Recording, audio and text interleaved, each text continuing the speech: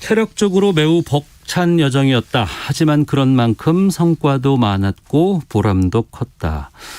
문재인 대통령이 G7 정상회의로 시작된 6박 8일간의 유럽 순방 일정 마침에 남긴 말입니다. 특별 수행원으로 유럽 순방길에 함께 하셨던 더불어민주당 윤건영 의원 연결해서 순방 일정의 여러 가지 이야기들 또 성과에 대해서 살펴보도록 하겠습니다. 안녕하십니까? 네, 안녕하세요. 윤건영입니다. 네, 6박 8일간의 일정이었는데 여러 군 다 풀리셨어요? 어때요? 네, 지금 풀리는 중입니다. 아, 그러셨군요. 네. 유럽 순방 이번에 어떻게 합류하게 되셨는지부터 좀 여쭙겠습니다. 저는 국회 외교통일위원회 위원이다 보니까요. 예. 의회 차원에서의 네트워크 강화 등을 위해서 특별 수행원으로 다녀오게 됐습니다. 네. 이전에 국정상황실장 하시거나 청와대에 계시면서는 함께 안 가셨었어요? 네, 대통령 순방을 같이 간 건 이번이 처음입니다. 아, 그러셨군요. 예. 이번에 G7, 오스트리아, 스페인 방문 이때 보니까 탁현민 행정관 페이스북에서 봤는데 행사명이 콘서트라고 들었습니다. 예. 이런 건 왜 하는 거예요, 이렇게? 암구라 그래서요. 군대 용어인데 네. 대통령의 순방 일정은 보안사항입니다. 예. 공개되기 이전까지는요. 근데 사실 이 순방 일정은 몇 달 전부터 준비가 되지 않습니까? 그러면 네. 그 준비하는 과정에서 편의를 위해서 붙이는 암구입니다. 예를 들어서 유럽 방문이다, 오스트리아 방문이다라고 하면 그 오스트리아 방문 자체도 보안사항이거든요. 그러다 보니까 실무자 차원에서는 이걸 특정적인 암구로 만들자라고 해서 보통은 이제 통상적인 고유 명사를 많이 쓰죠. 콘서트라든지 석자, 넉자 정도 되는 걸 많이 씁니다. 아, 그렇군요. 공개된 사진 보니까 비행기 내에서도 계속 회의하시더라고요. 맞습니다. 대통령께서 이번에도 마찬가지로 장관이나 청와대 참모들 불러서 네. 의논하고 점검하고 수시로 그렇게 하고 있습니다. 주로 어떤 내용들 논의합니까? 아무래도 정상회담을 앞두고 이러저러한 필요한 내용들 그리고 사전에 준비했던 내용들을 다시 한번 점검하는 거고요. 네. 그런 과정들이 정상회담을 더욱더 풍성하게 하는 거라고 저는 생각을 합니다. 네. 우리나라가 G7 회원국은 아닙니다. 네. 이번에 초청국으로 호주, 남아공, 인도, 유엔 이렇게 이제 함께 하게 됐는데. 네네. 국제사회에서 초청국으로 참석을 했지만 위상이 상당히 달라졌다. 우리가 거의 G8 수준에 해당한다. 이런 평가들도 있는데 어떻게 보시는지요? 맞습니다. 2년 연속 초청을 받았다는 것도 대단하고요. 방금 말씀하신 것처럼 호주, 인도, 남아공이 영연방 국가이지 않습니까? 그래서 실질적으로 초청의 의미가 담겨 있는 것은 우리나라밖에 없다라고 생각을 하고요. 아울러서 이번 정상회담 기간 중에 일본을 제외한 모든 나라 정상들이 공식 또는 약식 회담을 요청을 해왔습니다. 우리 문재인 대통령에게. 쉽게 말하면 만나고 싶고 듣고 싶고 친해지고 싶은 국가가 된 거거든요.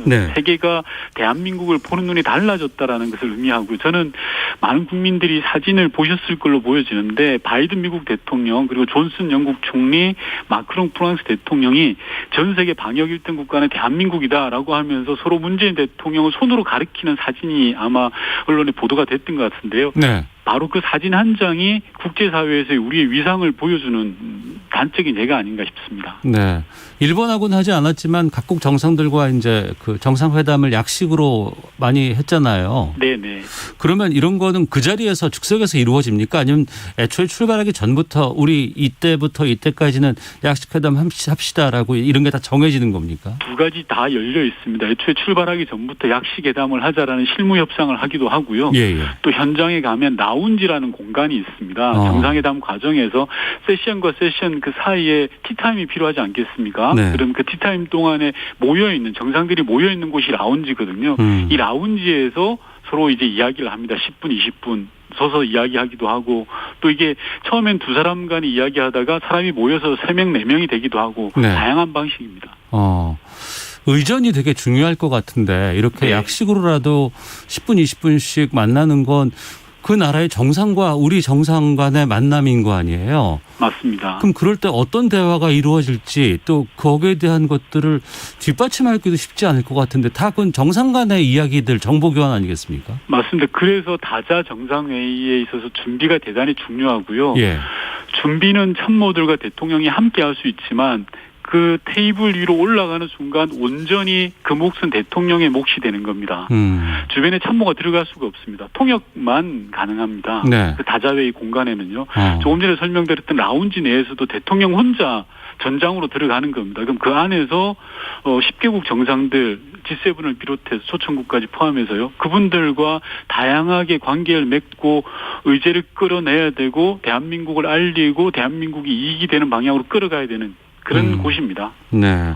그러면 이번 G7 정상회담이라든가 아니면 오스트리아, 스페인 순방 과정에서 가장 큰 성과를 꼽으라면 어떤 걸 말씀하실까요? 저는 대한민국의 외교 지평이 대단히 넓어졌다라는 게 첫 번째로 꼽습니다. 기존에는 외교의 대상이 아무래도 미국 중심이었지 않습니까? 그런데 이제는 G7과 어깨를 견주면서 확대되었고요. 네. 또한 아울러서 외교의 내용이 북핵 등 한반도 중심이었다면 이번 계기를 통해서 방역, 백신, 반도체, 신재생, 경제회복, K-팝 정말 다양하게 변화가 됐습니다.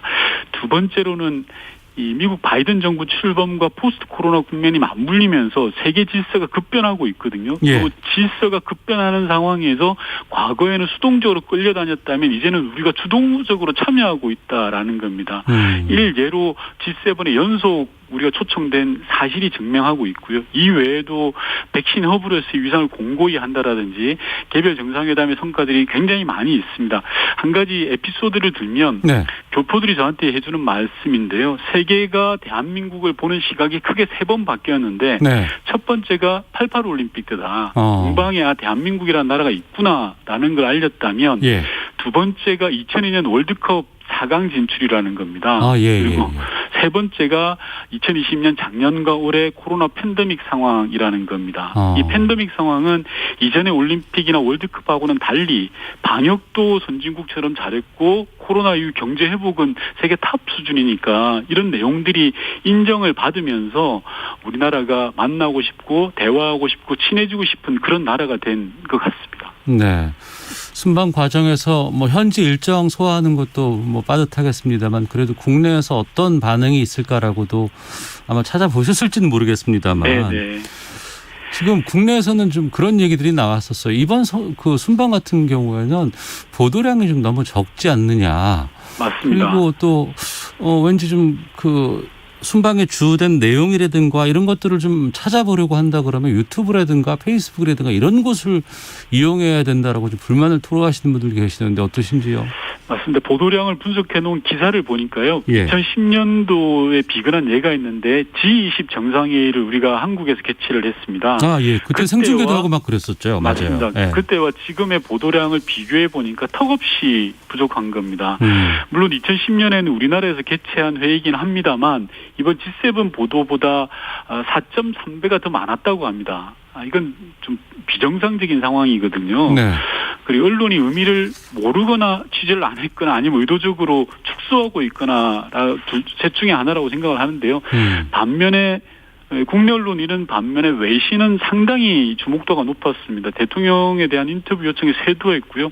오스트리아 같은 경우에는 공동 기자회견을 생중계로 다 했습니다. 그리고 유력 신문들이 연일 일면으로 보도를 했습니다. 아울러서 팬데믹 상황에서 대한민국의 경제 회복 과정에 대해서 아주 상세하게 설명을 했고요. 네. 심지어 대한민국 태극기에 대한 소개하는 기사까지 나올 정도였습니다. 그런데도 불구하고 이제 우리 국내 언론에서는 아무래도 이런 부분들이 좀 미흡한 것 같아서 특별수원으로 갔던 사람으로서 대단히 아쉽던 점이었습니다. 네. 그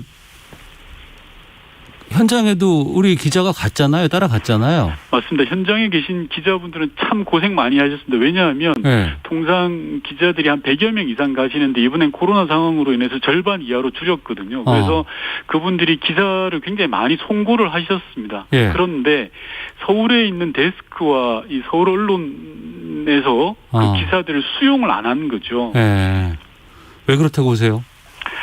제가 앞서 말씀드린 것처럼요.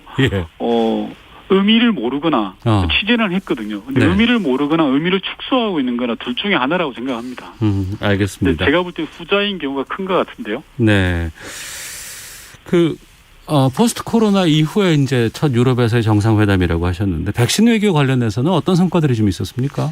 이번 순방의 큰 성과 중에 하나가 백신 허브로서의 대한민국의 위상을 G7 비롯해서 세계 각국에 각인시켰다는 겁니다. 네. 기억하시겠지만 지난 한미 정상회담에서 핵심 성과가 글로벌 백신 파트너십이었거든요. 즉 세계 1위인 미국과 2위인 대한민국이 백신 동맹을 맺음으로써 우리나라가 전 세계 백신 허브가 되는 겁니다. 네. 그 성과를 G7 정상회담을 통해서 보다 공고히 하고 기존의 한미 협력을 넘어서서 독일이라든지 다양한 협력 관계를 만들어낸 거죠. 이게 향후에 변이 바이러스 추리는 확실시 되는 상황에서 전 세계 백신 허브가 되는 것은 안전에 있어서 국민 안전에 있어서 상당한 의미가 있다고 생각하고요. 아울러서 바이오 산업 측면에서 보면 경제 분야에서도 저는 우리 이 산업에 큰 기회가 될 것으로 기대합니다. 네. 2470님께서 오스트리아, 스페인은 왜 간 건가요? 라는 질문 주셨는데 좀 말씀해 주신다면요.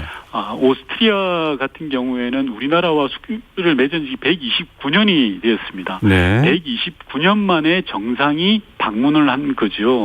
그리고 오스트리아는 영세 중립국으로서 국제사회에서의 소위 말하는 스피커가 굉장히 큰 국가입니다. 네. 오스트리아 수도가 빈인데요.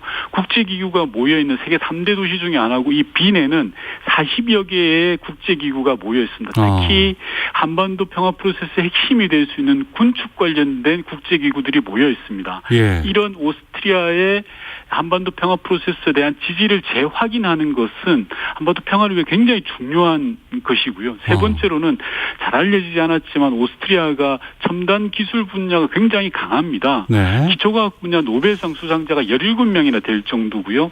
히든 챔피언이라고 해서 세계시장 점유율 3위 이내의 강소기업이 세계에서 세 번째로 많은 나라입니다.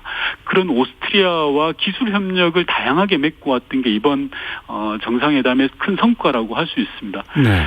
스페인 같은 경우에도 이와 같은 다양한 성과들이 있습니다. 이런 성과들이 잘 알려지지 않아서 방금 같은 그런 질문들이 나올 수 있다는 생각을 합니다. 근데 그 말씀을 들어보면 129년 동안 특히 이제 오스트리아 같은 경우에는 그렇게 중요한 국가인데도 우리가 한 번도 안 갔다는 게 좀 의외네요. 맞습니다. 그래서 많은 분들이 오스트리아에 처음 갔다라고 하면 놀라시는데요. 외교라는 게 대통령이 국가 정상이 가서 외교적 관계를 형성하고 격상시키는 건 우리 교민사회뿐만이 아니라 네. 경제, 문화 전반에 대해서 통로를 열어주는 엄청난 저는 계기가 되었다라고 생각합니다. 알겠습니다. 이번 그 G7 정상회담에서 글로벌 백신 허브 구상이라든가 개발도상국 위한 내용 중에 내년까지 네. 2억 달러 정도를 우리가 지원하겠다라는 것들이 있었습니다. 네네. 그러니까 지난번 한미 정상회담도 그렇고 이번 유럽 순방도 그렇고 네. 아니 가면 우리가 얻는 것보다 내주는 게 더 많다더라라는 평가도 있던데 여기에 대해서는요? 저는 전혀 동의할 수 없는 평가입니다. 글로벌 백신 허브가 되는 것은 팬데믹 상황에서 단순하게 물고기를 지원받는 게 아니라 물고기 잡는 방법을 배우는 것과 같습니다. 앞서 말씀드린 것처럼 미국의 첨단 기술과 우리의 생산 기반이 결합되는 것으로 엄청난 시너지 효과가 발생하고 있고요. 예. 그리고 실제로 한미 정상회담을 통해서 미국이 제공한 얀센 백신 100만 병 분으로 우리 현역 군인들뿐만이 아니라 예비군하고 민방위까지 다 계획보다 앞당겨서 백신 접종을 할 수 있었지 않습니까? 그리고 이번 정상회담에서는 독일 등 다양한 백신 협력 방안이 논의가 되었습니다.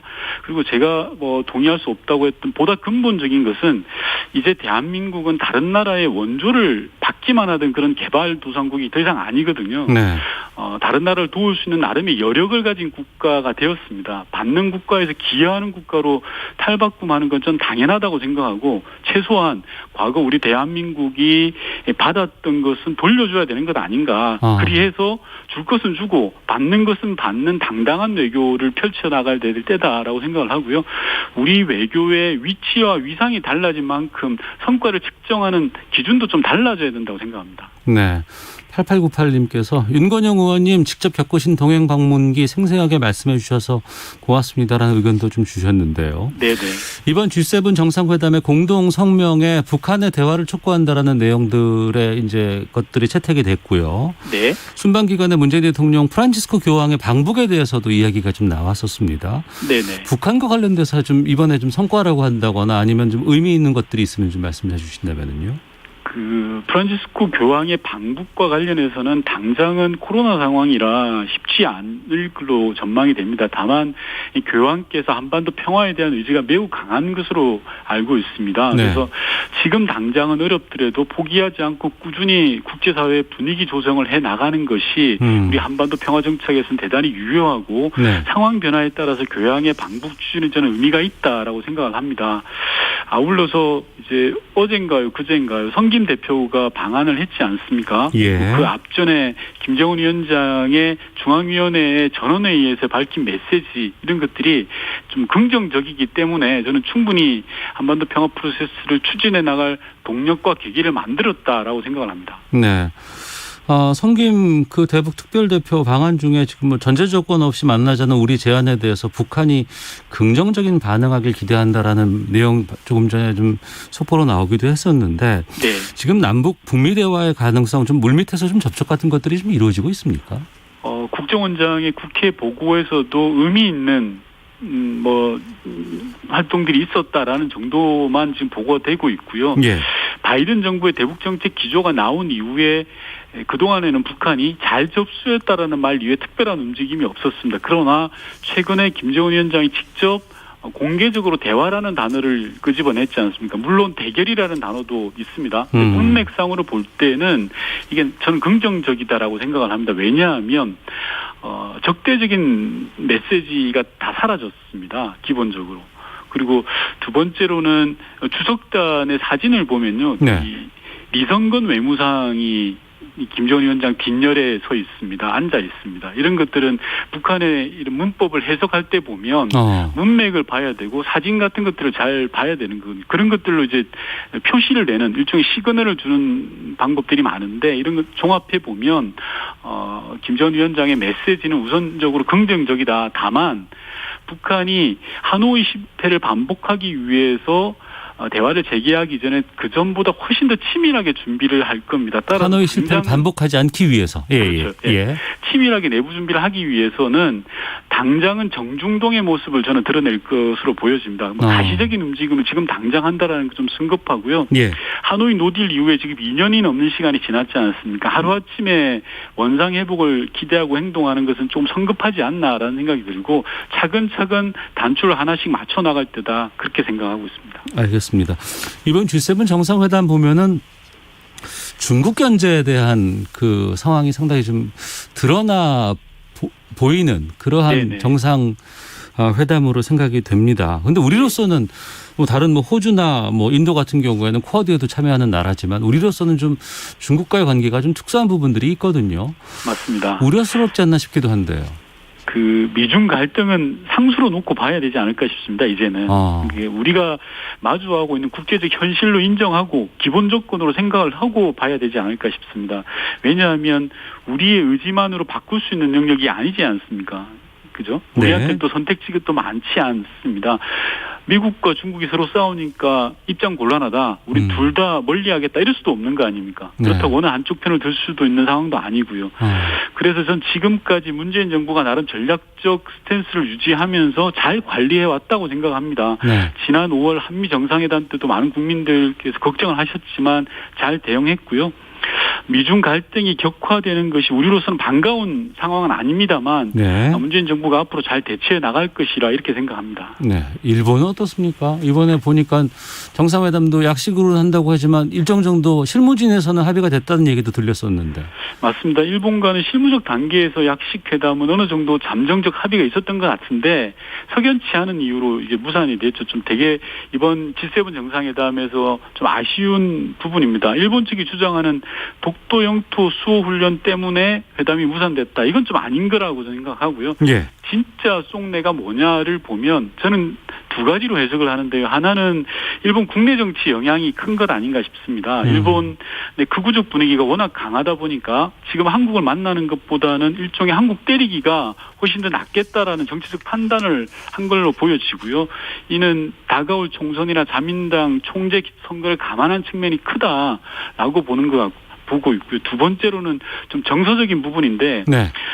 사돈이 땅을 사면 배가 아프다는 말이 있지 않습니까? 네. 자신들보다 항상 아래로 생각하는 우리 대한민국이 코로나 방역도 잘하고 경제 회복도 이뤄내고 하는데 자신들은 지금 동계올림픽 걱정을 하고 있는 그런 상황이니 이런 상황이 마땅치 않은 정서적인 문제가 있지 않나라는 생각이 들고요. 어찌됐든 간에 서로 만나야 문제를 풀 수 있지 않겠습니까? 그래서 좀 스가 총리가 그런 태도를 좀 바꾸는 게 필요하다라는 생각이 듭니다. 알겠습니다. 시간이 다 돼서 또 뭐 교민 상황이라든가 여러 가지 여쭤볼 게 많은데 좀 다음에 또 네. 기회를 좀 갖도록 하겠습니다. 오늘 말씀 여기까지 듣겠습니다. 고맙습니다. 네, 고맙습니다. 예, 지금까지 더불어민주당 윤건영 의원과 함께했습니다. 자, 이 시각 교통 상황 살펴보고 돌아오도록 하겠습니다. 교통정보센터의 이승미 리포터입니다.